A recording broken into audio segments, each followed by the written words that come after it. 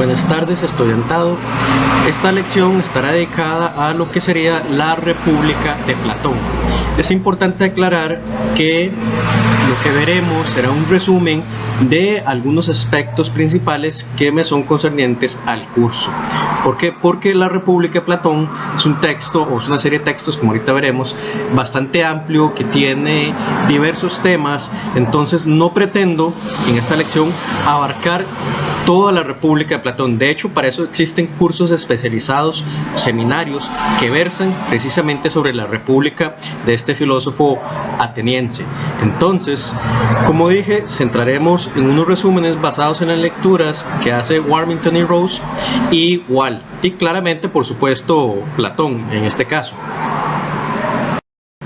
Unas cuestiones generales sobre Platón. ¿Quién fue Platón? Su nombre real era Aristócles. Platón en realidad, de hecho, es un apodo que significa algo así, traducido al español como el anchón, porque se decía que tenía una frente muy ancha o una espalda bastante ancha. Entonces de ahí el apodo que le pusieron, el anchón. Entonces literalmente conocemos a uno de los filósofos más famosos de la historia por un apodo. Platón, sin entrar en muchos detalles, está vinculado con la alta clase ateniense, tanto por lazos políticos como por lazos familiares. Había familiares de él que estaba asociado a la clase dominante de Atenas. Platón, asimismo, fue discípulo de Sócrates.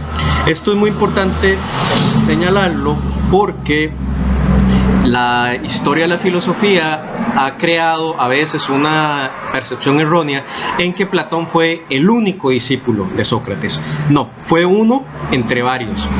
Que llegó a ser el más famoso por la sobrevivencia de sus textos y la preferencia que lectores en épocas posteriores le dieron a él es otra historia. Pero fue uno de los tantos discípulos de Sócrates.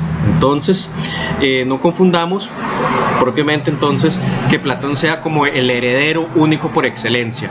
Hubo otros filósofos como los cirenaicos, los cínicos, que tuvieron vínculos con Sócrates. Por otra parte, valga una vez señalar que Sócrates tiende a aparecer varias veces en los diálogos de Platón como un personaje. Sócrates es un personaje que Platón utiliza. Platón tomó la figura de su maestro y la tiende a aplicar o tiende a utilizar al personaje de su maestro como el interlocutor, es decir, como la voz principal que va a expresar las posturas que el propio Platón tiene. ¿Ok? Por otra parte, la producción académica de Platón o intelectual tiende a marcarse en varios periodos: juventud, madurez y vejez. Esto, valga señalar, no es consenso. Hay otros autores que añaden dos más, por ejemplo, como una especie de peldaño entre la juventud y la madurez, y otro en la madurez y la vejez, o algunos hacen diferencias en la madurez. En todo caso, tiende a existir una evolución de su pensamiento, como toda persona, como todo ser humano, que al principio pues va mejorando las ideas, las va puliendo, y en el caso de Platón, pues en la vejez, porque lleva a ver cierta distinción entre lo que él dice en ese periodo y lo que dijo, por ejemplo, en la madurez. En todo caso, no nos vamos a centrar en las etapas de la producción académica de Platón, sino era para mostrarles que Platón tiene varios momentos de producción académica. Algunas generalidades que hay que tener en cuenta cuando uno se aproxima a la República. En primer lugar, es un texto que está compuesto por varios libros, escritos en distintos momentos de su vida. De acuerdo a lo que habíamos visto anteriormente, de que Platón tiene una evolución intelectual, varios estudiosos han considerado que el primer libro, La República, fue escrito en la época de la juventud, y que usualmente ese iba a ser el único libro que él iba a escribir, pero que lo continuó extendiendo en lo que serían los libros 2 al 10. Se cree que del libro 2 al libro 10 esto fue escrito en su época de madurez. Esto es importante tenerlo en cuenta porque muestra que el libro pues lo que hoy nosotros llamamos como el libro de la República fue en realidad 10 libros que se escribió en un periodo largo de tiempo. Esto implica que hay una diversidad de temas e incluso cambios y refinamientos de posturas, ya sea dentro del mismo texto o en relación a otros textos. Entonces, básicamente los 10 libros de la República fueron escritos mientras Platón continuaba reflexionando y escribía también sobre otros temas en otros textos. Entonces hay que tener el cuidado de no considerar a la República como un texto que escribió, por ejemplo, yo que sé, en un año o en 2 años. No, fue un texto que le llevó varios años, y de ahí la reflexión que él hace sobre diversos temas en todo ese periodo. En segundo lugar, la República no es un texto descriptivo, sino prescriptivo. Platón reflexiona cómo debería ser una polis. Recordemos que la polis es la ciudad-estado. Platón, más que hacer una descripción sobre cómo es la polis de Atenas o las polis de su época, él va a reflexionar en el cómo debería ser. Entonces, no vamos a encontrar propiamente en Platón una descripción de su época, sino un postulado, un planteamiento de cómo debería comportarse el asunto. Entiéndase los asuntos, los diversos temas que tienen que ver con una polis. Por otra parte, se tiende a escoger la República no solo por la fama histórica, sino también porque es representativo de su pensamiento, o por lo menos de cierta etapa. La República, pues claramente no es el único texto, hay otros previos y otros posteriores y otros que se escribieron mientras este se escribía. No obstante, tiende a escogerse porque la República tiende a condensar lo que Platón creía en esa etapa de su vida. Es importante señalar que lo que él señala acá, en algunos aspectos, él posteriormente incluso va a llegar a retractarse. Pero eso no lo vamos a abordar en esta lección, porque eso ya es intrometerse, abordar a profundidad con el pensamiento de Platón a profundidad. Y este no es un curso para abordar toda la producción de Platón. Finalmente, hay una característica en la escritura de estos libros, es el famoso el pase, o lo que yo llamo esta historia continuará. A veces Platón introduce cerca del final de un libro un tema distinto o que se relaciona al que venía hablando para luego desarrollarlo en el siguiente libro. Por eso, como las historias, esta historia continuará. Él perfectamente en un libro puede haber hablado sobre tema X y al final mete tema Y para que esto le diera continuidad en el segundo libro. Recordemos que esto era una estrategia de marketing de la época, en que un autor tenía que decirle a los demás, bueno, aquí voy a terminar, pero continúo esta historia en el siguiente libro. Recordemos que estos libros, las redes sociales de la época eran ya sean directas o indirectas, es decir, fulanito hablando con Susanita o fulanito contándole a Susanita y Susanita le cuenta a Margarita y Margarita le termina contando a Sutanito sobre el libro de Platón. Entonces se tenía que crear estrategias para captar la atención del público y Platón pues recurría a esta estrategia de la época. Esto, valga señalar, tiende a hacerlo con varios libros. Hay algunos que tienden a ser un libro unitario, es decir, perfectamente uno podría leer el libro por aparte de los demás. Iniciamos entonces con el primer libro. Un paréntesis que hay que tener en cuenta es que los subtítulos que ustedes verán al lado de cada libro, estos son producto de mi autoría.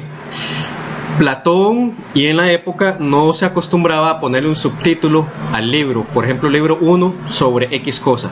No, esto han sido resúmenes que investigadores posteriores han ido realizando para facilitar la lectura actualmente. Entonces, hay que tenerse esto en claro. Ok, cierro el paréntesis. El libro 1 versa sobre la ciudad-estado, o lo que sería la polis en griego. Platón va a plantearse la pregunta: ¿cómo debería ser una polis buena?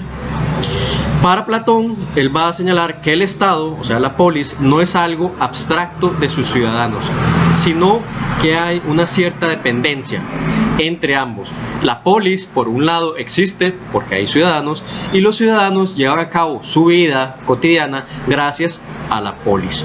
Platón va a decir, el Estado bueno depende de la bondad del alma individual, y la bondad del alma individual depende del Estado bueno. Entonces, hoy en día esto claramente puede resultar algo simplista para nosotros, que si el Estado es bueno, entonces sus ciudadanos van a ser buenos. Las experiencias centroamericanas han sido claro que esta regla no se sigue. Hay buenos ciudadanos y malos gobiernos. En todo caso, pues estamos hablando en otra época, estamos hablando para comenzar Grecia, Atenas, siglos hacia atrás. Entonces hay que tener en cuenta pues el contexto cultural en que Platón está formulando su planteamiento. En todo caso, él va a creer que tiene que haber bondad en ambos elementos para que la bondad como tal prevalezca. Ahora bien, a pesar de que hay esta dependencia mutua, para Platón el bienestar de la polis tiene primacía sobre el bienestar individual. ¿Por qué? Porque los individuos como tal no tendrían sus condiciones de vida si no fuera precisamente por la polis. Entonces hay que darle prioridad a la polis. Si la polis está bien, los ciudadanos van a estar bien. Esa sería entonces la regla que Platón propone, y por ello que le da importancia al bienestar de la polis antes que el bienestar individual, porque un bienestar individual no necesariamente se traduce en el bienestar del colectivo. Luego, Platón va a señalar que la bondad de la polis consiste entonces en la existencia de una justa división del trabajo. Ok, ¿cómo hacemos para que se dé esta bondad en la polis y a nivel individual?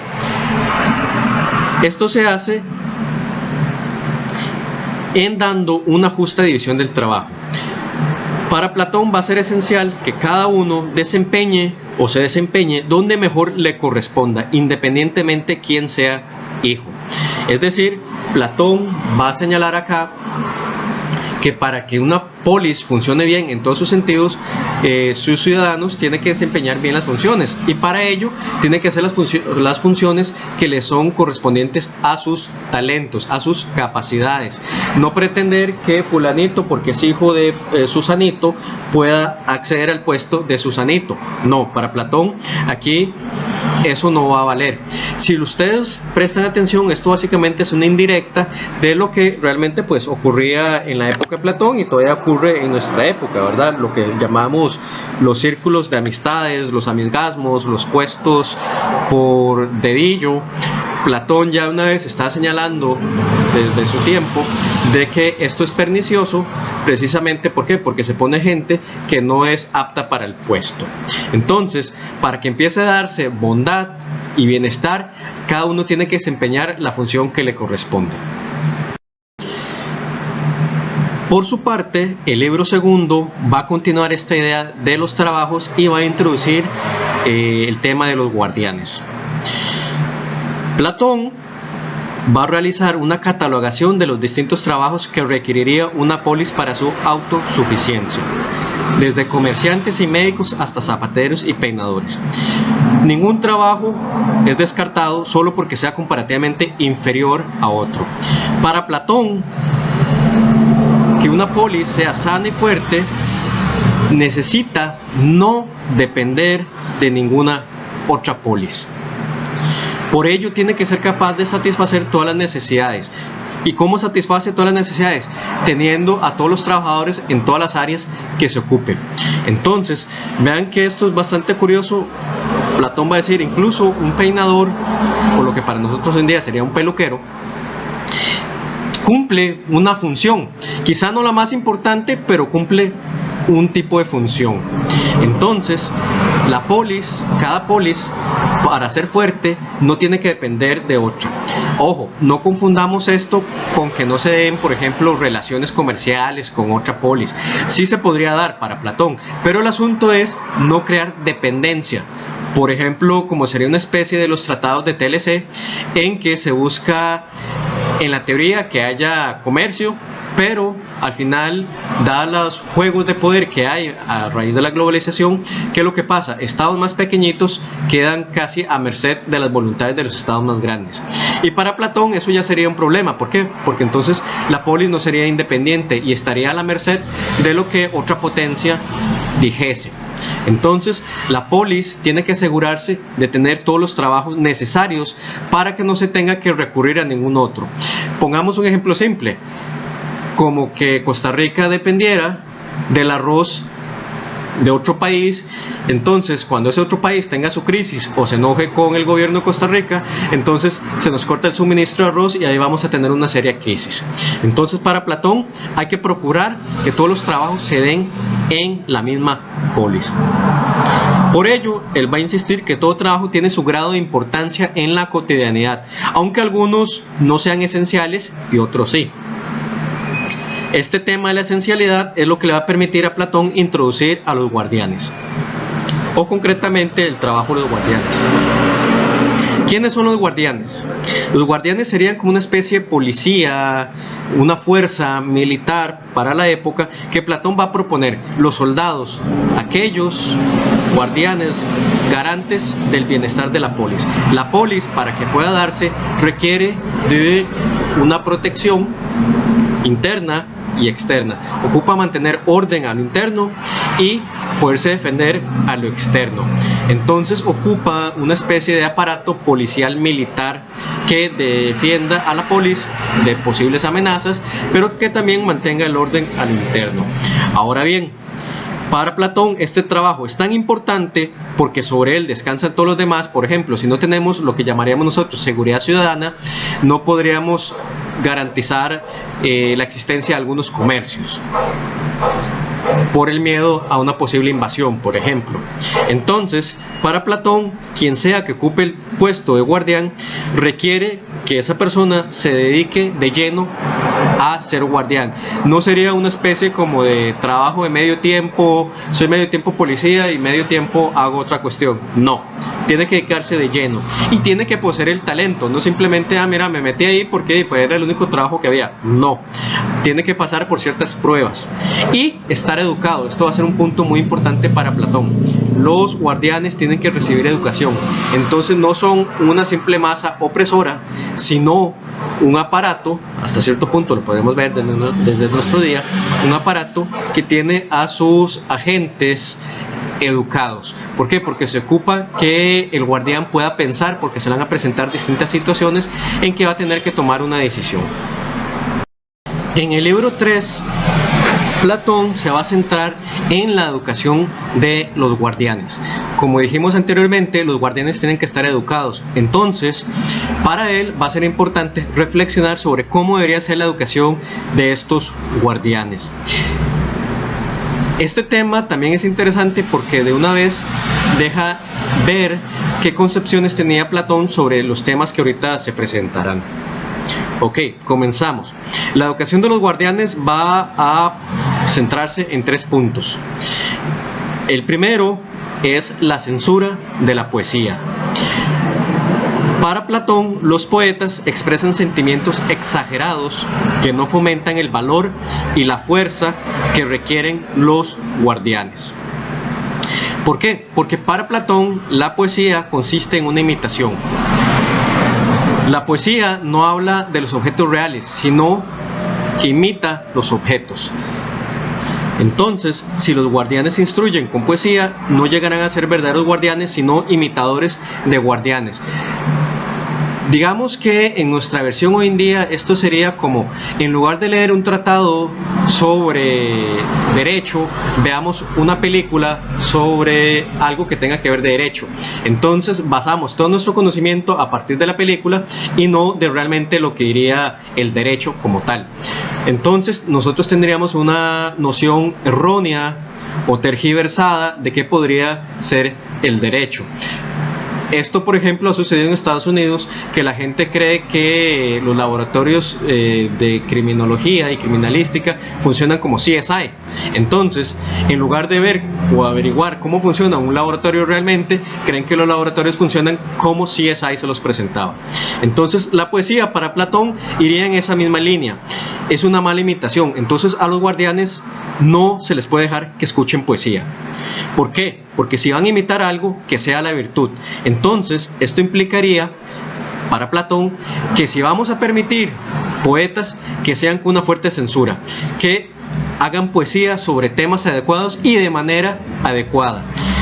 De ahí en fuera, cualquier persona, cualquier poeta que no se acomode a esos planteamientos que está pidiendo Platón en su polis ideal, serían desterrados completamente. Hay un chisme que cuenta, que dice que Platón trató de ser poeta y fracasó terriblemente. Entonces las malas lenguas han considerado que en la República Platón se desquita con todos aquellos poetas que lo trataron mal y no le dieron la oportunidad de convertirse en uno. Esto se los cuento como chisme, pero en todo caso es interesante y muy llamativa la postura de Platón en este libro en contra de la poesía. Tengamos en cuenta que la poesía era algo fundamental en la educación griega, como lo vimos en otra lección con Homero y con Hesiodo.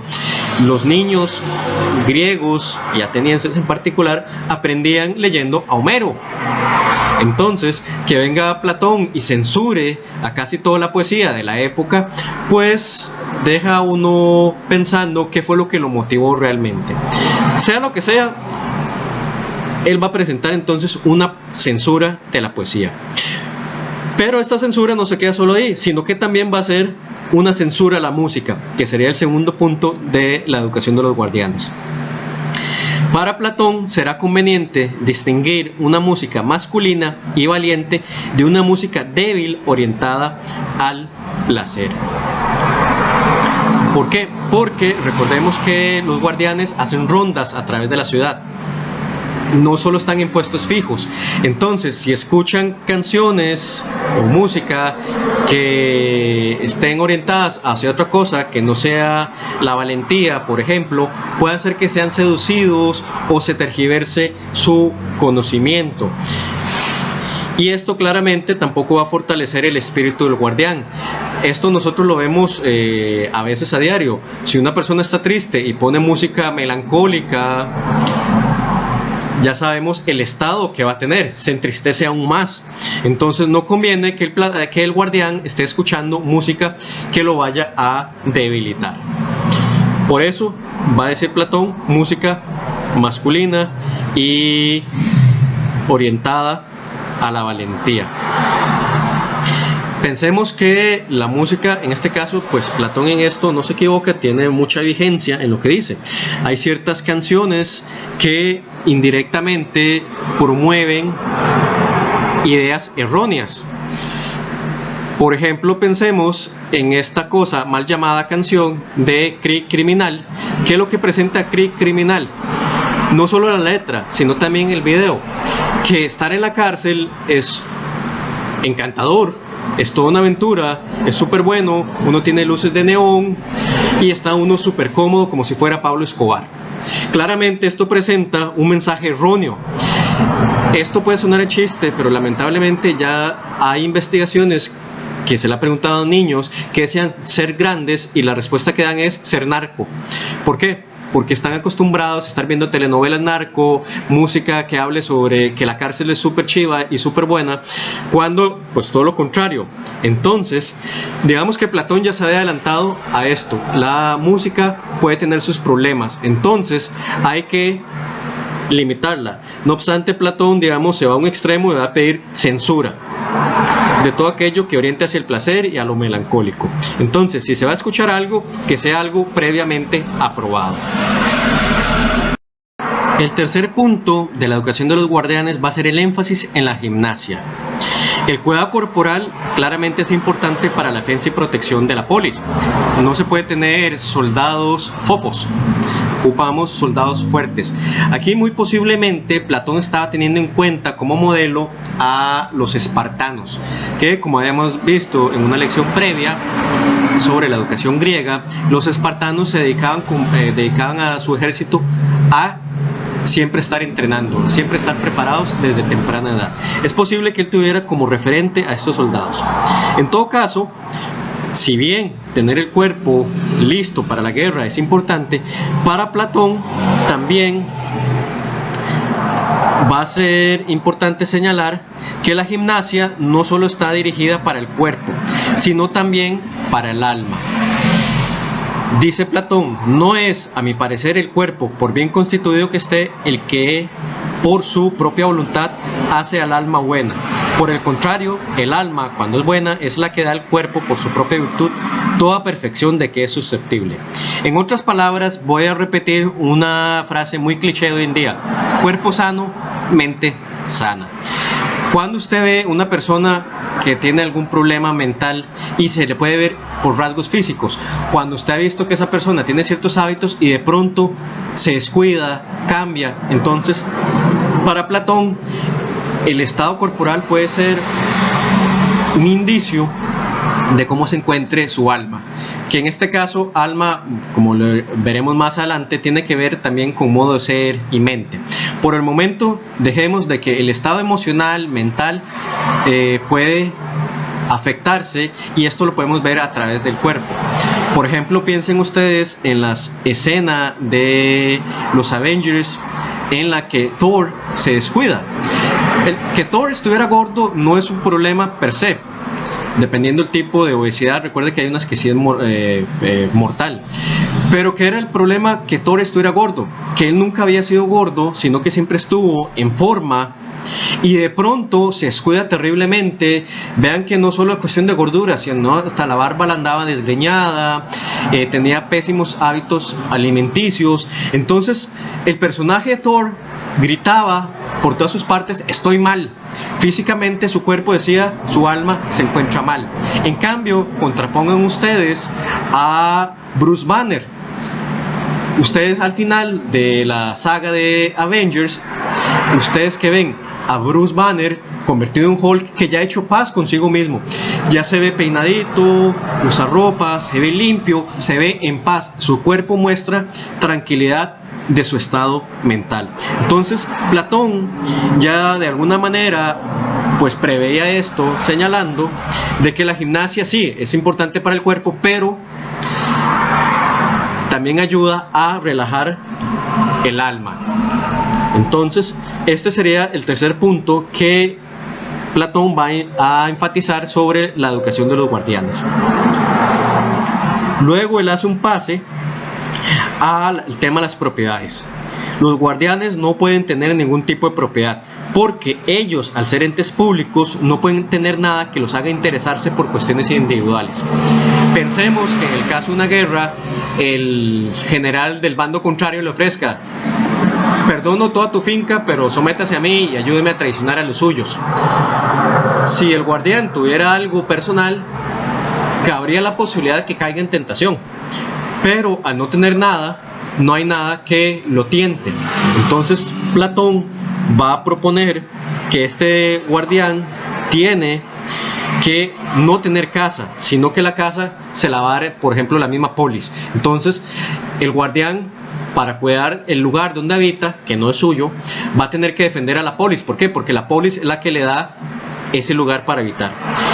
No va a tener riquezas, ¿por qué? Porque va a depender de la polis. Entonces está dentro de los intereses del guardián cuidar a la polis. Y no va a tener mujeres en el sentido sexista de esposas, ni hijos. ¿Por qué? Porque la familia puede ser también un problema, porque se pueden crear lazos emocionales. Entonces Platón obviamente no es iluso, no cree que todos los guardianes logren un celibato. Entonces lo que él va a decir es que las mujeres que convivan con los guardianes son de todos. Sí, estudiantados, esto es como una especie de orgía bastante extraña.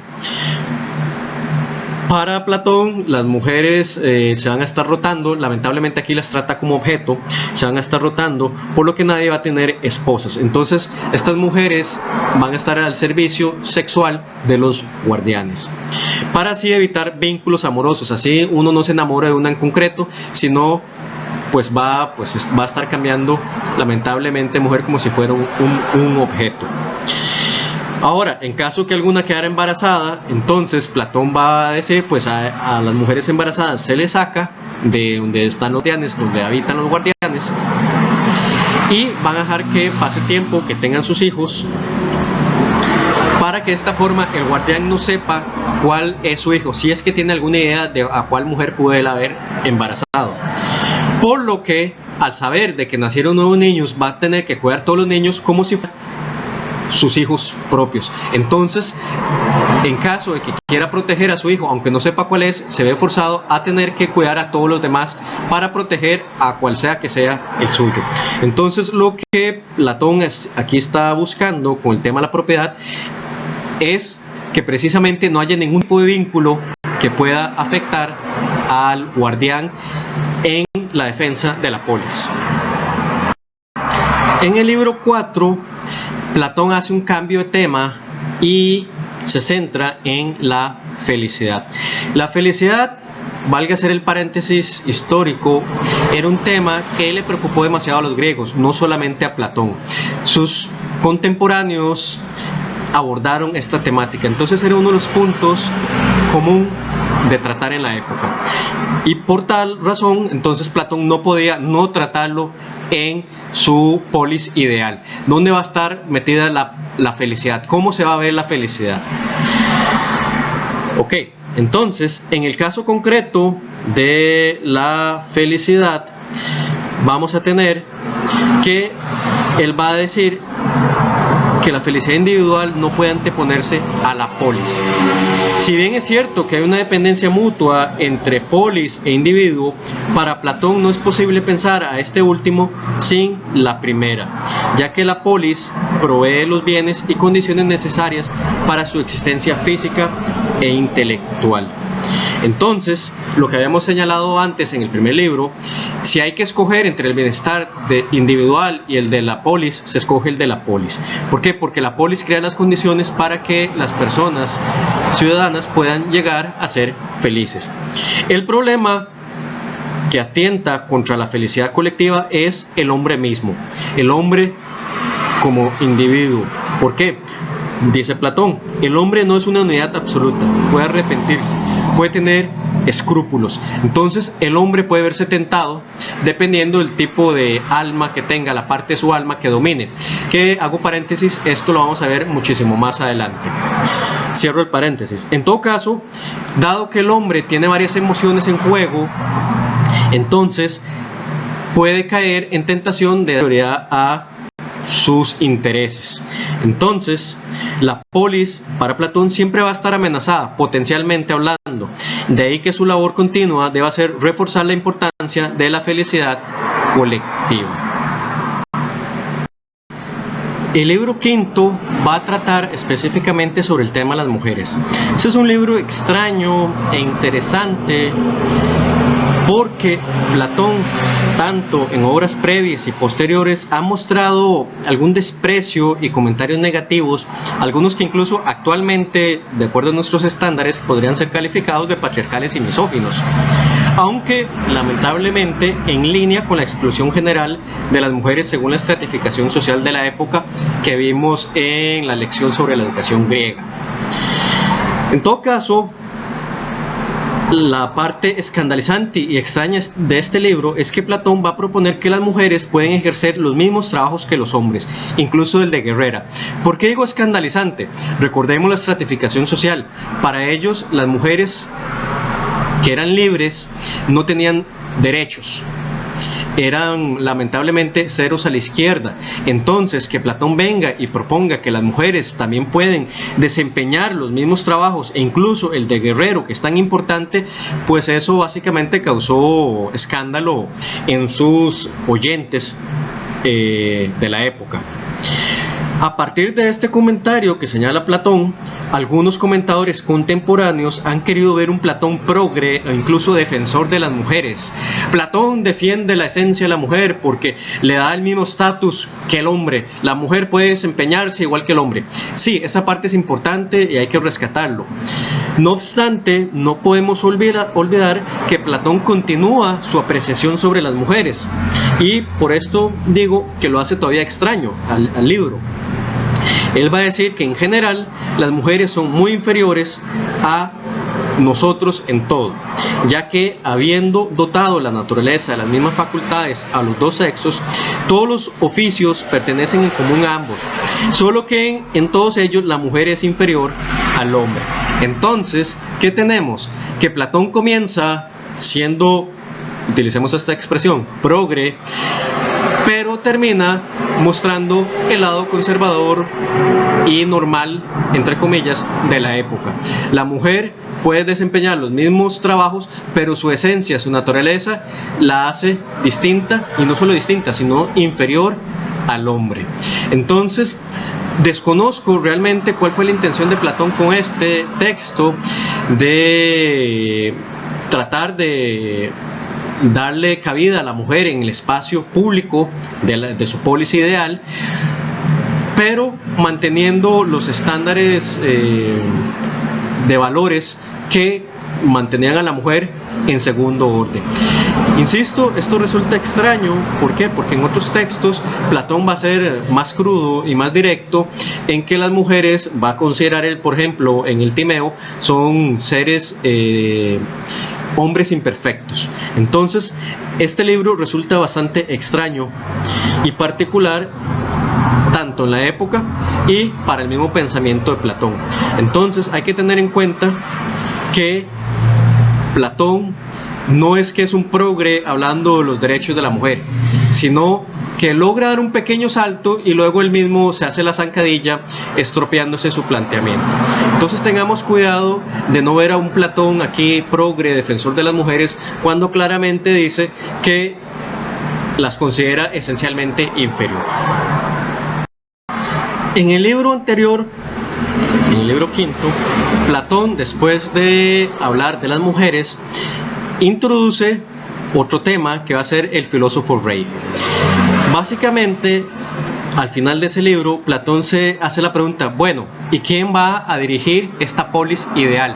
Porque sí, muy bonito, se plantea el escenario, cómo va a ser con los guardianes, cómo va a ser la educación de ellos, cómo va a ser los trabajos, pero ¿quién la va a comandar? Entonces la respuesta que Platón va a dar va a ser un filósofo rey.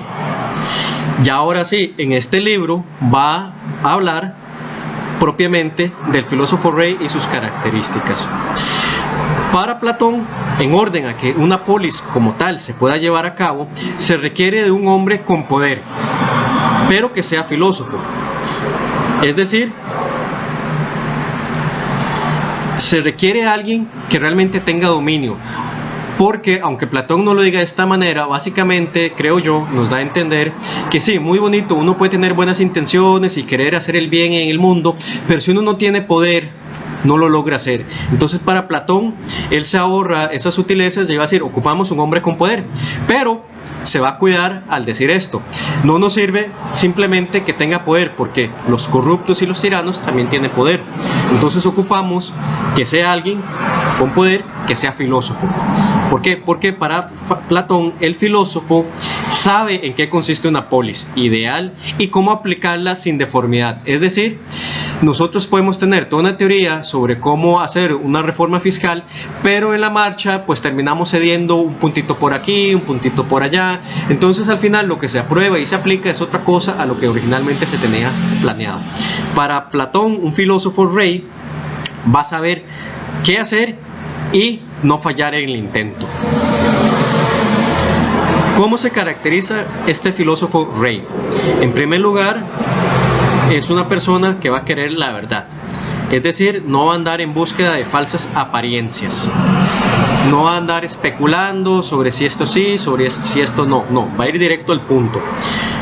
Va a ver las cosas, o va a tratar de ver las cosas como son.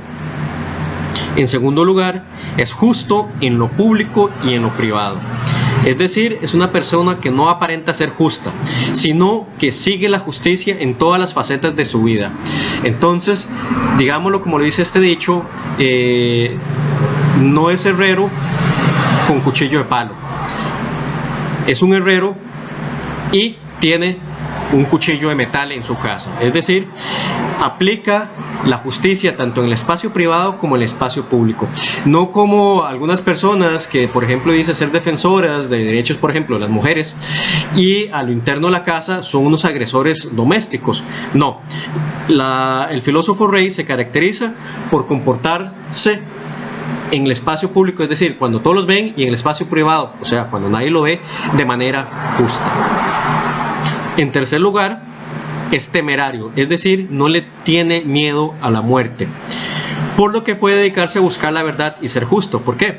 Veamos cuántas veces, por ejemplo, los periodistas, lamentablemente, que son asesinados en Latinoamérica, trataron de exponer un tema a la verdad y lo hicieron, o lo trataron de hacer y no murieron murieron en el intento, pero no aflojaron en cobardía, es decir, no se asustaron a pesar de las consecuencias que podía tener. Entonces, el filósofo Rey no se va a dejar asustar en caso de que se encuentre una verdad que lo pueda, ya sea afectar individualmente o bien alguien amenazarlo. No, aplicar independientemente si el asunto no le gusta o si hay amenazas. Entonces no le tiene miedo a la muerte por las consecuencias de sus actos. Y en cuarto, controla sus emociones y deseos. Es decir, Platón no es iluso, o sea, es un filósofo rey que, como toda persona de carne y hueso, pues tiene emociones y deseos, pero la diferencia está en que esta persona logra controlarse, no es desmedido en lo que hace. Entonces, si se toma vino, va a tomarse la copita medida del vino, no va a emborracharse, por ejemplo, con vino. Entonces no va a caerse en los deseos bajos. Continuando con el tema del filósofo Rey, Platón va a señalar que no es cualquiera el que puede cumplir con dichas características. De hecho, si ustedes toman en cuenta esos 4 puntos, son difíciles de alcanzar. Aún así, Platón va a señalar que se necesitan medidas para alejarlo de la corrupción. No es que sea fácil de corromper al filósofo Rey, pero Platón llegó a estar consciente de que hay que prevenir, dado que las cualidades que constituyen al filósofo, si están pervertidas por una mala educación, contribuyen en cierta manera a separarle su destino natural. Destino natural que consiste en una vida dichosa en este mundo y obtener después de la muerte otra que corresponda a la felicidad de que se habrá gozado sobre la tierra. Entonces, para Platón, básicamente el filósofo Rey no es cualquiera el que llega a serlo, pero cabe la posibilidad que pueda darse una semilla de corrupción. Por eso hay que procurar alejarlo de la corrupción. Básicamente podríamos hacer una analogía que sería seguir la dinámica que se utiliza en Alcohólicos Anónimos, reforzarle, hacer grupos de trabajo grupal, casi decirle al filósofo Rey: recuerde que usted es filósofo Rey, recuerde que usted está aquí para el bienestar de todos, recuerde que usted no se deja asustar por la muerte y demás, para que no caiga. Aunque Platón ve muy difícil que esto ocurra, aún así lo prevé. Aquí hay una leyenda que no se sabe si es enteramente cierta, que podría explicar por qué Platón toma conciencia de esto y lo plasma en un libro. Porque si ustedes prestan atención, básicamente Platón nos da unas características de casi un santo en la tierra. Y luego con lo que nos dice después de que hay que prever y alejarlo de la corrupción, no tiene sentido, no hay correspondencia. ¿Por qué las características de este filósofo Rey podrían llevarlo a que sea susceptible, aunque sea muy poco probable, a la corrupción? Aquí parece ser que cuando Platón está escribiendo un libro, tuvo una experiencia muy desagradable. Cuenta la leyenda que Platón trató de plasmar su polis ideal en Siracusa. Siracusa estaba dominada culturalmente por los griegos y había un rey que se llamaba Dionisio el Viejo. Se cuenta que Platón tenía vínculo con el cuñado de Dionisio y trató de persuadir al rey para que aplicara su modelo de polis. Básicamente este sería como el experimento social en que Platón podría haberle dicho a todo el mundo: ven, sí es posible una polis. No obstante, parece que Dionisio el Viejo no le gustó que Platón se entrometiera en cómo él debería regimentar su reinado, así que, según cuenta la leyenda, fue vendido como esclavo. Parece que cuando Platón se iba a regresar en una embarcación, esa embarcación hizo parada en Egina, que era una polis que estaba en guerra con Atenas, y al saber que Platón era ateniense, entonces fue vendido como esclavo. Se cuenta de que un filósofo que conocía a Platón, Aniceris de Cirene, lo reconoció, entonces lo compró, básicamente pagó el rescate, y con ello es que Platón vuelve otra vez a Atenas. Sea cierta o no esta leyenda, permitiría comprender por qué Platón cobra conciencia de que una persona puede ser corrompida por más que tenga las mejores características. Entonces, aquí lo que importaría es que Platón toma en cuenta que la realidad política es compleja, y por más que se tenga un buen líder, hay que procurar los medios para que ese líder no caiga en tentación.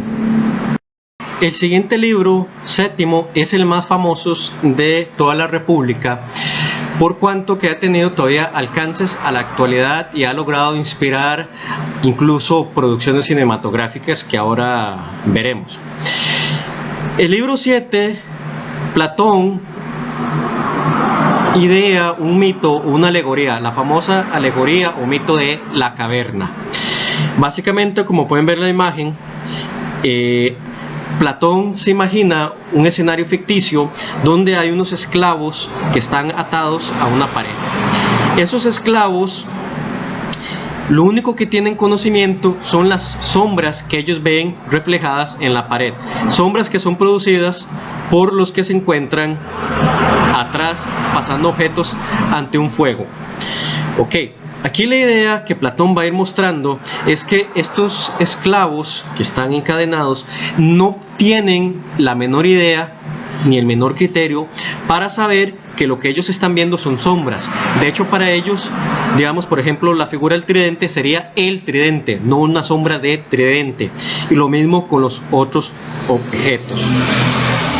Entonces, Platón va a decir que a veces nosotros nos encontramos como en esta opinión, simplemente hablamos de algo pero no sabemos por qué, porque simplemente es lo que nos han dicho que tiene que ser y no lo cuestionamos.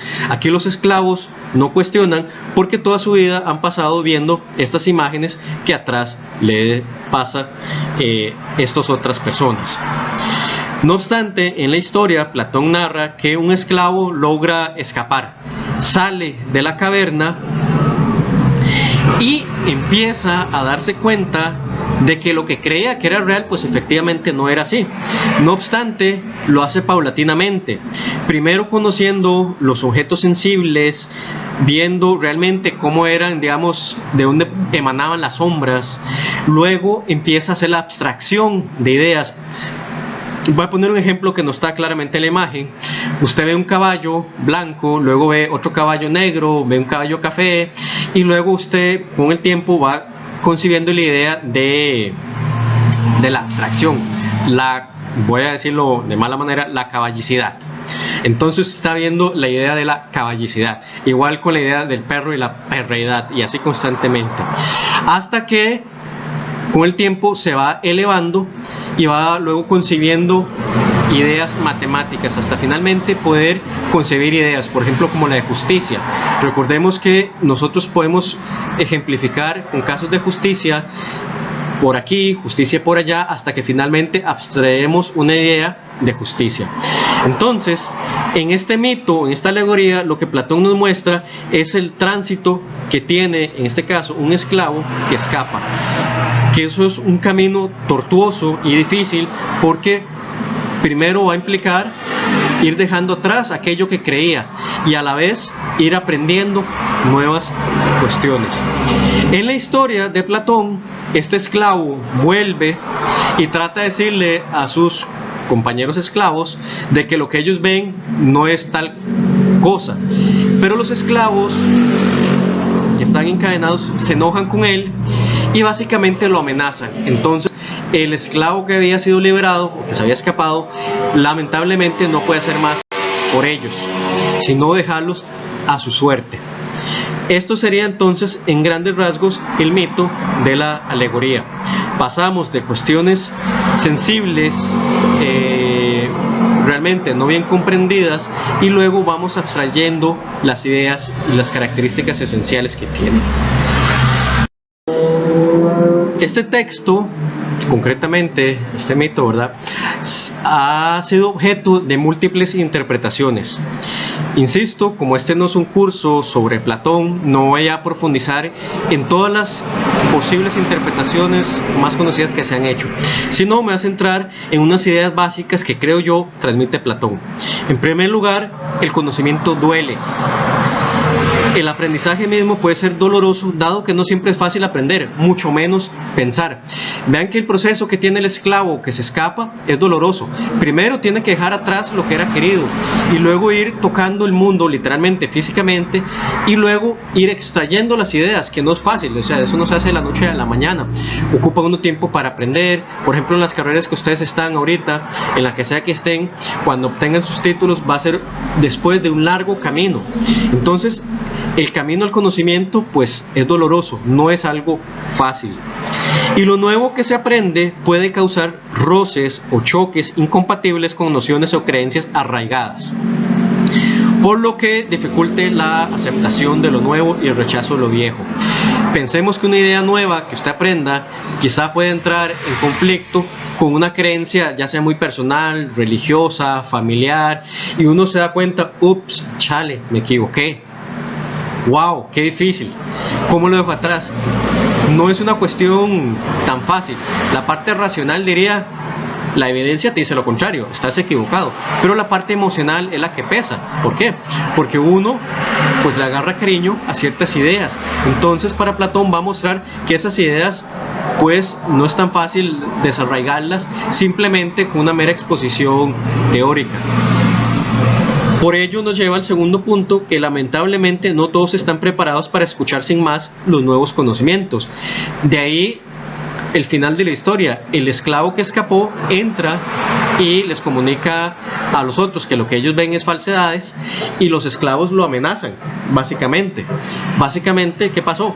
El esclavo escapado simplemente no pudo ayudarlos. No todos están listos para ello. Este mito, de hecho, es tan importante hoy en día que lo hemos reflejado en otros contextos, incluso en nuestra realidad cotidiana. Por ejemplo, en la imagen que tienen al lado, que dice Platón atemporal, vean que la caverna hoy en día puede estar representada por los medios de comunicación. En el caso de la imagen, concretamente la televisión. A veces el contacto que tenemos con la realidad es a través de noticias que nos presentan a veces segmentos sesgados. Entonces, ¿qué tenemos? Que pasamos frente, como diría un profesor mío, a chupón electrónico y no escuchamos otra, porque asumimos que lo que pasa por el chupón electrónico es 100% cierto. Entonces, cuando viene alguien a cuestionar lo que aparece en tele, la gente se enoja. Vuelvo al ejemplo de CSI. En este ejemplo que les había dicho, hubo gente que a veces decía, cuando llegaba la policía a la casa, pero ¿por qué no hacen las cosas como en CSI? Así es como aparece en la tele. Entonces tiene una idea sesgada y pues no tiene el criterio para ver otra realidad. Como les mencioné, este libro 7 ha dado cabida a producciones cinematográficas, ha sido inspiración. Por ejemplo, dos películas muy famosas que tenemos es The Matrix and The Truman Show. En The Matrix, ¿qué es lo que vemos? En la escena que aparece en pantalla, Neo, después de haber sido rescatado, le pregunta a Morpheus, ¿por qué me duelen los ojos? A pesar de que dice las piernas, a eso está mal. Dice, ¿por qué me duelen los ojos? Y Morpheus le dice es porque jamás los has usado. Vean que Neo tiene todo un proceso de desarraigo, le duele ir dejando poco a poco. Incluso cuando vuelve a la Matrix, pasan por un restaurante y él dice, mira, ahí yo comía, y se da cuenta, ups, esto es falso, realmente nunca comí ahí porque esto nunca fue cierto. Entonces, en la Matrix vemos cómo Neo sale de la caverna. Y todavía muy importante, Morpheus en un momento le explica y le dice, Neo, te doy una disculpa, porque nosotros tenemos una regla que no sacamos gente después de cierta edad de la Matrix, porque la mente se encariña demasiado y no es capaz de comprender algo nuevo. Entonces, vean, esta idea básicamente es Platón, donde el esclavo liberado vuelve y le dice a los otros que lo que están viendo es falso y ellos se niegan a aceptarlo. La otra película, The Truman Show, vemos todo el recorrido, todo el fuerte cuestionamiento que tiene Truman cuando se da cuenta de que todo lo que él ve básicamente es falso, desde su trabajo, desde su esposa, y que finalmente logra alcanzar la liberación después de un proceso de lucha, en el caso que se da en el mar, cuando se pelea contra el clima, que es básicamente una pelea contra el mundo, una pelea interna, lo que representa esta parte, y finalmente llega, y después de que tiene una conversación con el creador del show, logra salir. Entonces, este mito ha estado en, llamémoslo así, en la cultura popular a través de películas y da todavía de qué hablar. El proceso de aprendizaje es doloroso y hay que tener el criterio para, uno, desarrollar ideas erróneas, y dos, para ver cómo ayudamos a nuestros congéneres a que no se crean todo lo que primeramente escuchan de buenas a primeras. En el libro 8, Platón abarca otro tema, los tipos de gobierno. Esta cuestión de hablar de tipos de gobierno pues también era algo de la época, era un tema común en que pues varios filósofos y otras figuras pues trataban de dar su postura al respecto. Platón lo que hace es hacer una tipología de gobiernos, no se va a centrar en clasificar los gobiernos actuales, sino en señalar lo que él cree que es un buen gobierno, en qué consiste un buen gobierno y en lo que consiste un mal gobierno, y a partir de ahí crear categorías donde se muestre de lo mejor a lo peor. En el caso de los buenos gobiernos, básicamente él solo considera dos: la monarquía y la aristocracia. En general, la monarquía y la aristocracia son buenos gobiernos porque siguen la virtud. En el caso de la monarquía, en la monarquía es más fácil seguir la virtud porque gobierna una buena persona, es decir, un rey con sabiduría, básicamente lo que a Platón le hubiera gustado, un filósofo rey, aunque no lo hizo expresamente. En todo caso, él cree que la monarquía es el mejor gobierno porque ahí es donde es el único lugar donde solamente podría darse un filósofo rey, no en una aristocracia, por las cualidades que ahorita vamos a ver. En una monarquía solo gobernaría una buena persona, entonces eso lo hace propicia incluso a ser un mejor gobierno, el mejor gobierno. Esto es curioso porque Platón pertenecía a la aristocracia, al siguiente gobierno. Toda su familia pertenecía ahí. Atenas estaba básicamente regida por una aristocracia. Entonces resulta muy curioso que él considere a la monarquía como el mejor gobierno, a pesar de que él gozaba de privilegios de la aristocracia. En todo caso, la monarquía sería el mejor gobierno porque hay una buena persona gobernando. La aristocracia, por su parte, sigue la virtud gracias a que un grupo reducido de hombres son dignos de sus cargos. Son hombres que están altamente educados y procuran el bienestar de la polis. Es decir, son gente, es un reducido grupo de gente acaudalada, con dinero, pero que no se interesa propiamente en hacer dinero, sino en aprovechar la postura social que tienen y guiar el gobierno hacia la virtud.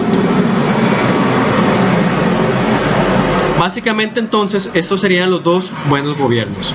Luego Platón pasa a hablar de los malos gobiernos y lo va a hacer del mal al peor. Digámoslo de manera mal dicha, del más malo al más peor. Para él, lo que hace un gobierno malo es que se aleje de la virtud. Entonces, un gobierno todavía puede ser peor que el otro en la medida en que se vaya alejando aún más de la virtud. El primer mal gobierno es el de la timocracia. Timocracia viene de la palabra timos, que significa mérito, y cracia, poder. Aquí básicamente sería una meritocracia, pero no una meritocracia adecuada, como hoy uno podría pensar que los puestos lo ocupen gente que realmente es digna del cargo, sino que para Platón, aquí va a señalar que la timocracia, sí, son hombres fuertes, pero espiritualmente débiles, porque se les da cargos, puestos por méritos o éxitos vanos y no intelectuales. Básicamente eso sería como decir que un fulanito, porque es amigo de un político y recibió un premio, una obra de teatro, una simple obra de teatro que no tuvo mayor trascendencia, sale encargado de dirigir el Ministerio de Cultura, Juventud y Deportes. Entonces, para Platón, aquí empieza a darse problemas. ¿Por qué? Porque tenemos gente que se le premian méritos, pero no los méritos adecuados. Entonces, gente termina ocupando un puesto que no tiene nada que ver con lo que realmente se requiere. Vean que esto básicamente nos liga a lo que antes hablamos, de la justa división del trabajo. Hay que dar el trabajo según corresponda a las capacidades, y no capacidades que no vengan al caso.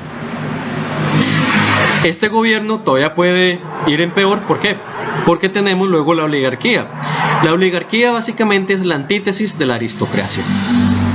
En la oligarquía gobierna un grupo de hombres ricos, pero que utilizan la polis para enriquecerse. Básicamente, si ustedes se acordarán, en Centroamérica y en la historia de Costa Rica en particular, a nosotros nos han gobernado oligarquías. Por ejemplo, piénsense en la oligarquía cafetalera de Costa Rica.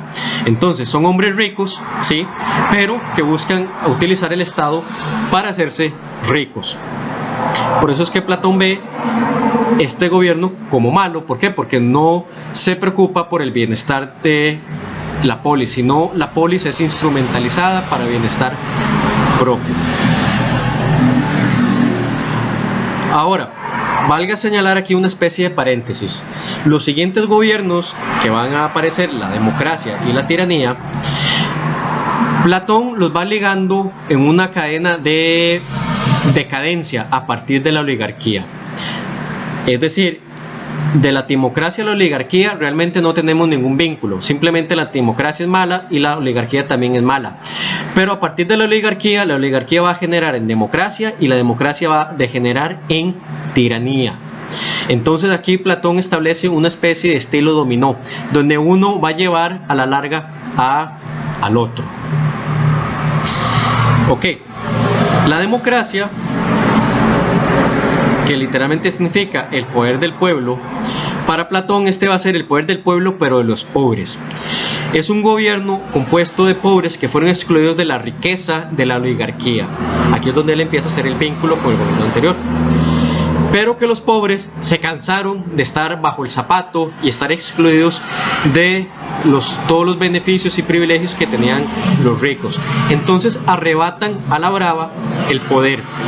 Y va a decir Platón, degüellan a los unos, destierran a los otros y reparten con los que quedan los cargos y la administración de los negocios. Entonces, básicamente son los pobres haciendo y deshaciendo a su beneplácito después de haber exiliado, matado y aplastado a los ricos de la oligarquía. Por eso es que Platón ve a la democracia de mala manera, porque sería el pueblo, pero entendiendo aquí el pueblo como los pobres, aquellos que Platón ve como el reojo. Ahora, ¿cómo se da el paso de la democracia a la tiranía? Va a decir que en un momento de esta democracia va a imperar la libertad irrestricta, es decir, cada uno es libre de hacer lo que quiera. Platón no utiliza esta palabra, pero digamos que para nuestra comprensión actual sería decir una especie de anarquismo.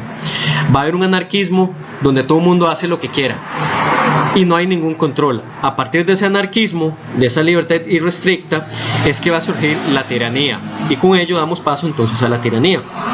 Esta libertad irrestricta llevó a que un hombre pusiera control sobre los demás, pero es un hombre que va a carecer de la virtud.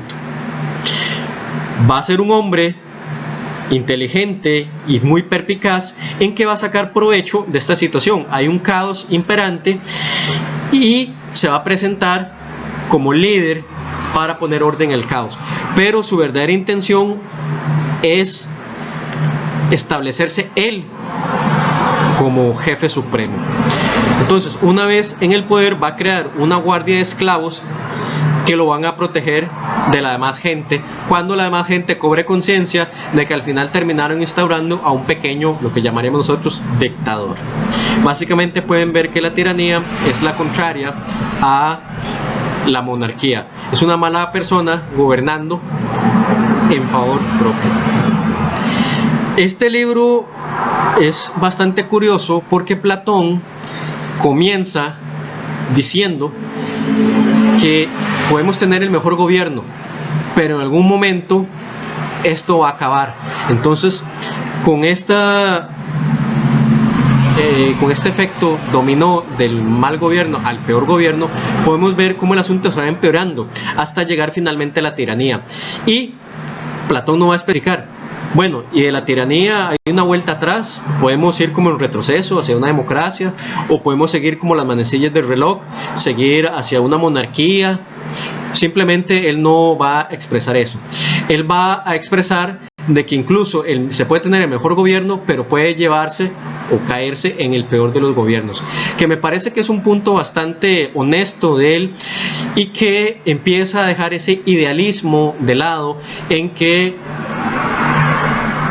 él al inicio del primer libro planteó. Vean que el primer libro de la República, ¿qué es? Es cómo llevar a un estado ideal, y luego nos plantea un filósofo rey, pero ahora en este libro él toma conciencia de que incluso el mejor gobierno está condenado algún día a cesar de existir. Entonces aquí vemos un grado de honestidad política o de realismo político que Platón cobra e inserta en el libro de la República. En el libro 9, Platón va a tratar sobre el tema del alma y los modos de ser.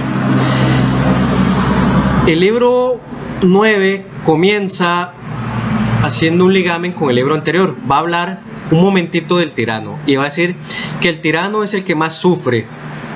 Ojo, sí, oyeron bien. El tirano es el que más sufre porque mientras el tirano esclaviza a los demás son esclavizados por una persona, es decir, por algo externo a ellos. Pero el tirano está esclavizado por sus propias pasiones.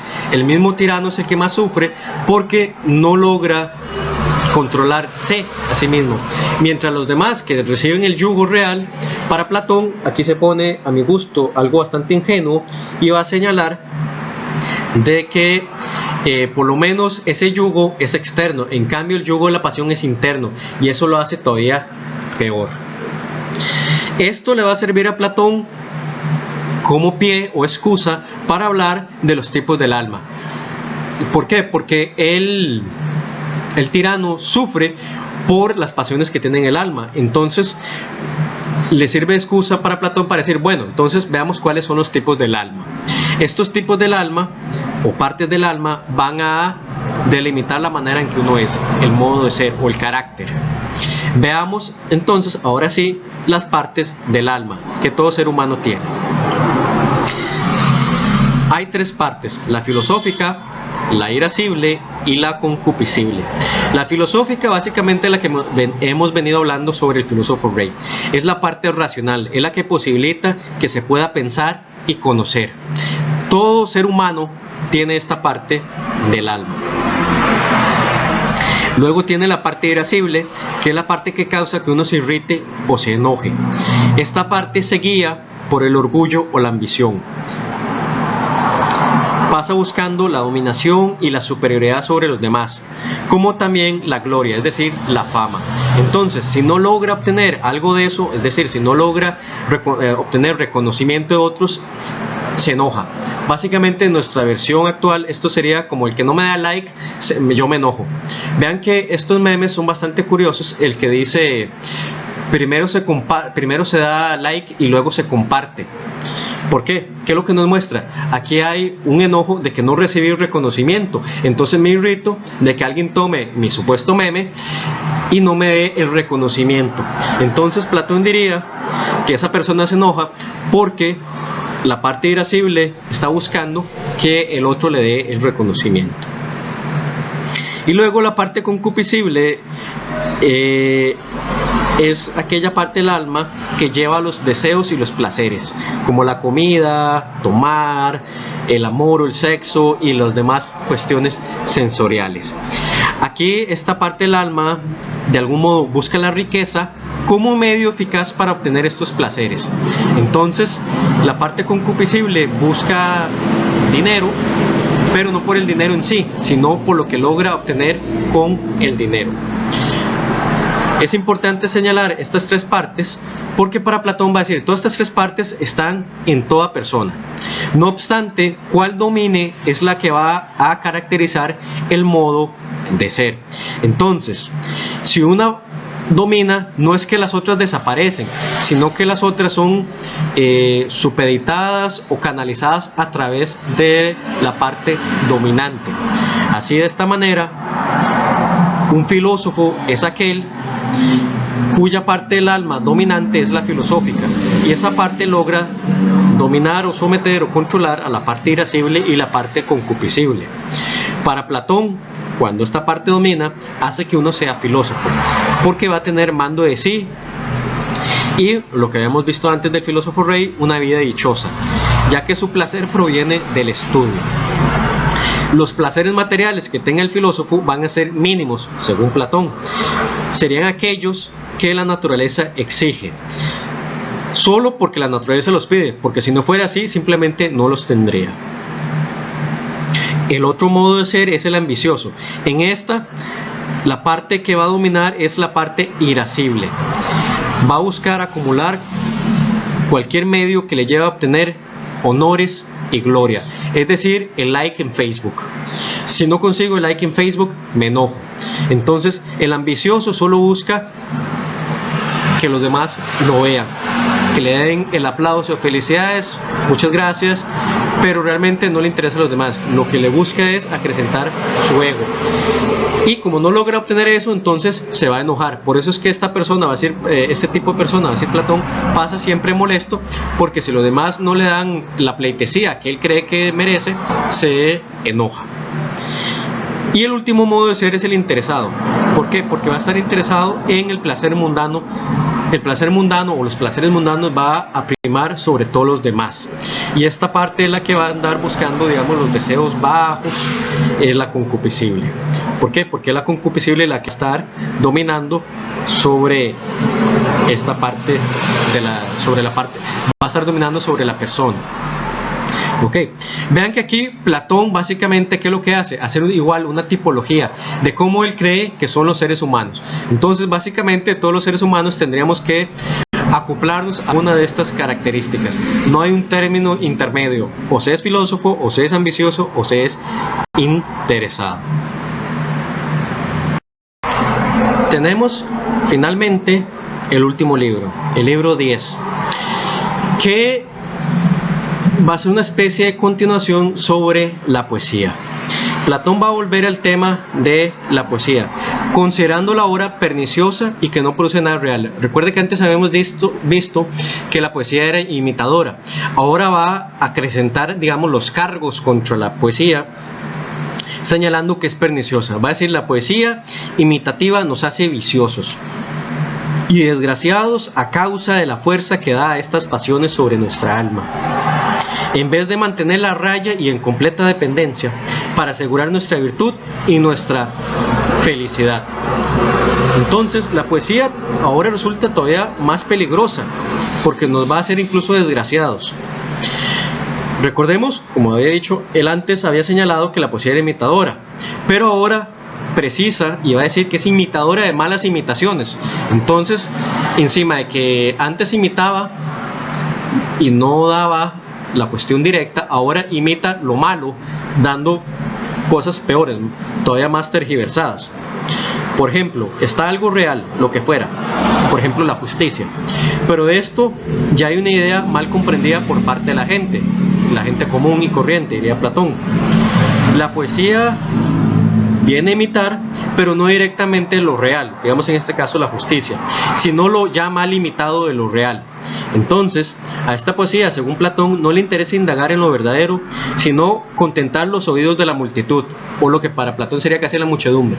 Entonces, si la muchedumbre quiere escuchar que la justicia es Y cuando en realidad es X, la poesía simplemente les va a dar lo que quiere escuchar, porque para eso va a estar, para entretenerlos. Entonces, aquí Platón vuelve a arremeter contra la poesía y ahora incluso, como les dije, acrecienta los cargos porque es perniciosa y nos lleva a la perdición. Esta idea de la perdición, Platón la vincula con el destino del alma. Para Platón, como lo hemos visto con lo del filósofo Rey, una persona justa va a asegurarse que su alma perviva después de la muerte. Entonces, una persona injusta o que bien se deje corromper por la poesía y otros males, va a tener un eterno sufrimiento y no va a gozar la vida plena. Entonces, Platón aquí vincula la idea de la poesía con la vida del más allá. Va a haber un más allá, pero cuál más allá tengamos va a ser a causa nuestra. Entonces, por ello hay que tener cuidado con lo que uno escucha. Como consideraciones finales tenemos lo siguiente: más que hacer una descripción de su época, plantea una prescripción. Su realidad política social debe seguir, según Platón, estos pasos para enderezarse y seguir el camino a la virtud. Noten, por ejemplo, que Platón no habla de cómo son las distintas polis de su época, no habla de cómo son las distintas educaciones que reciben los guardianes en cada una de las polis existentes, no habla de la condición real de las mujeres en las distintas polis, ni de los líderes reales de cada polis. Él se refiere a cómo él cree que deben ser las polis, los guardianes, las mujeres y los reyes, a los que piden que sean filósofos. Incluso hace catalogaciones de los gobiernos y tipos de seres humanos, por lo que todos los demás gobiernos y seres humanos deben encajar con estos parámetros. Es decir, Platón se centra en el debe ser y no en el ser, arrogándose una especie como de luz, de yo soy el que sé qué es lo que hay que hacer acá. Así que por favor escúchenme y sigan mis consejos. A pesar de ser la República uno de sus textos famosos, debe recordarse que Platón continuó reflexionando, por lo que incluso llegó a modificar y cambiar posturas.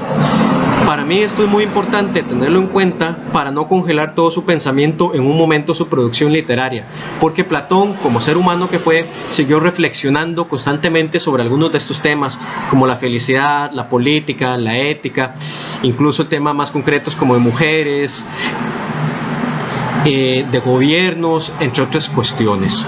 Entonces hay que tener en mente que lo que estamos viendo es un momento de su producción intelectual, no es el resumen ni el compendio de toda su vida y obra, sino de un momento.